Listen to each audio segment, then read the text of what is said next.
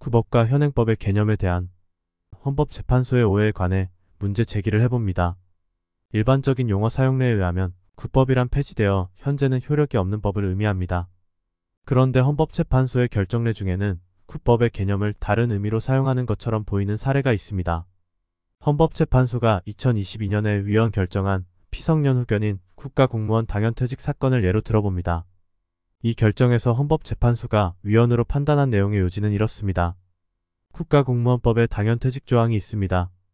그러니까 국가공무원이 재직 중에 질병 등으로 인해 가정법원으로부터 사무를 처리할 정신적 능력이 지속적으로 결여되었다는 판단에 따라 피성년 후견인 판정을 받으면 바로 당연퇴직되어 공무원의 신분을 상실하게 하는 법률 규정이 있습니다.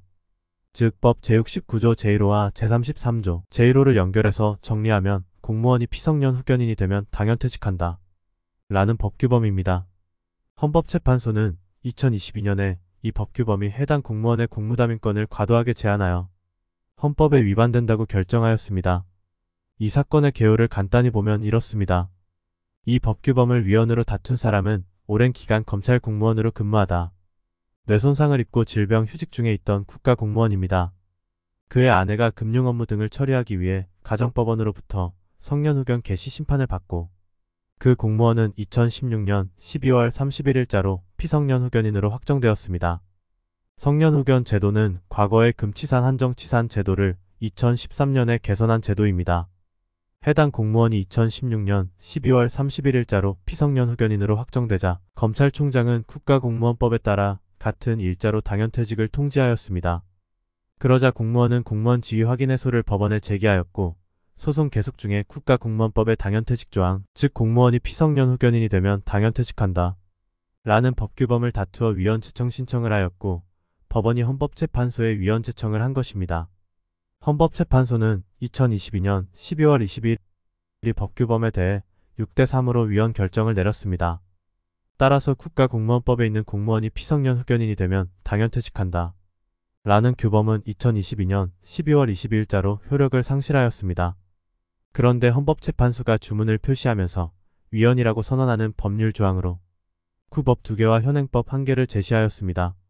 그런데 문제는 2015년에 개정되고 2018년에 개정되기 전에 국가공무원법과 2018년에 개정되고 2021년에 개정되기 전에 국가공무원법의 해당 조항은 구법이라고 표기하고 2021년에 개정된 국가공무원법의 해당 조항은 현행법으로 표기한 것입니다. 여기서 의문이 제기됩니다.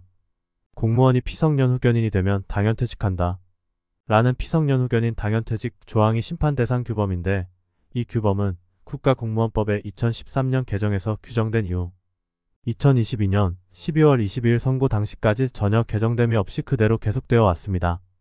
2015년, 2018년, 2021년의 개정법에서 개정된 부분은 심판대상 조항이 아닌 다른 법조항에 관한 것입니다. 그런데 2015년, 2018년에 개정된 국가공무원법의 심판대상 조항은 구법이고 2021년 개정된 국가공무원법의 심판대상 조항은 현행법이라고 구분하여 위헌 주문을 선고하는 것이 과연 타당한가 하는 것입니다. 구법과 현행법의 개념에 대해 뭔가 오해가 있는 것이 아닌가 하는 의문입니다. 국가공무원법의 피성년 후견인 당연퇴직 조항의 입법 연역을 보겠습니다. 앞에서 언급했듯이 민법에서 성년후견 제도가 2013년에 시행되면서 그에 맞추어 국가공무원법도 2013년의 개정법에서 피성년 후견인 및 피한정후견인을 당연퇴직 사유로 그 명칭을 변경하였습니다. 2021년의 개정법에서 피한정후견인을 당연퇴직 사유에서 삭제하였습니다만 심판대상 조항 즉 피성년 후견인 당연퇴직 조항은 2021년의 개정법에서도 변경이 없습니다. 요컨대 2013년의 개정법에서 피성년 후견인 당연퇴직 조항이 도입된 이후 위헌 선고일인 2022년 12월 20일까지 심판대상 조항은 아무런 개정 없이 현행법으로 존속해왔던 것입니다. 그런데 헌법재판소는 그 존속기간을 셋으로 나누어 2015년에서 2018년의 기간 그리고 2018년에서 2021년의 기간 동안의 피성년 후견인 당연퇴직 조항은 구법이고 2021년 개정 이후부터 위헌 선고일인 2022년 12월 22일까지의 피성년 후견인 당연퇴직 조항은 현행법이라고 하면서 이 세 개의 법률 조항을 모두 위헌이라고 선고하였습니다. 그러나 해당 공무원이 2016년 12월 31일 당연퇴직을 당할 때 그때의 적용 법률 조항은 2013년에 개정된 법률의 피성년 후견인 당연퇴직 조항이라고 보아야 합니다. 주문에 표기된 바에 2015년에 개정된 법률이 아닙니다. 그리고 2013년의 개정법이 위헌 선고 시점에서의 현행법이라고 보아야 합니다. 이 슬라이드의 내용은 심판 대상 조항, 즉 피성년 후견인 당연퇴직 조항을 도입한 2013년 개정법이 공포되었던 관보에 해당 내용을 추출한 것입니다. 국가공무원법은 1949년에 법률 제44호로 제정된 이후 계속 존속해오고 있고 개정될 때마다 그 개정 내용이 반영되게 됩니다. 2013년 8월 6일자로 공포된 개정법은 그 명칭이 국가공무원법 일부 개정법률이고 이 개정법률의 공포번호 즉 법률번호는 제일만 1992호입니다. 개정법률의 내용은 어느 조항의 A 문구를 B로 변경한다라는 식으로 조문이 구성됩니다. 이 변경 내용을 기존의 법전에 편찬해서 넣게 되고 법률가와 일반 국민은 그 변경된 내용이 담긴 국가공무원법 전체를 현행법으로 인식하게 됩니다. 이 슬라이드는 헌법재판소가 국법이라고 표기했던 2015년의 개정법률을 보여줍니다. 그러나 이 개정법률은 피성년 후견인 당연퇴직 조항을 개정한 것이 아니라 다른 당연퇴직 사유를 새로이 신설한 것입니다. 이 슬라이드는 헌법재판소가 국법이라고 표기했던 2018년의 개정법률을 보여줍니다. 그러나 이 개정법률 또한 피성년 후견인 당연퇴직 조항을 개정한 것이 아니라 다른 당연퇴직 사유의 문구를 변경한 것입니다. 이 슬라이드는 헌법재판소가 현행법이라고 표기했던 2021년의 개정법률을 보여줍니다. 이 개정법률은 국가공무원법을 직접 개정한 것이 아니고 다른 법률의 개정을 통해 국가공무원법에 해당 조항을 개정한 것입니다. 이를 타법 개정이라고 부릅니다. 그러나 이 개정법률 또한 피성년 후견인 당연퇴직 조항을 개정한 것이 아니라 피한 정후견인을 당연퇴직 사유에서 삭제하는 내용입니다. 결론을 말하면 헌법재판소가 위헌으로 결정하여 선고한 법률 조항은 피성년 후견인 당연퇴직 조항이고 이 조항은 2013년의 개정법률에서 도입된 이후 위헌 선고일인 2022년 12월 22일 당시까지 변경 없이 현행법으로 존속해왔습니다. 따라서 헌법재판소의 주문처럼 2015년 개정되고 2021년 개정되기 전에 피성년 후견인 당연퇴직 조항을 국법으로 표기하는 것은 매우 어색합니다.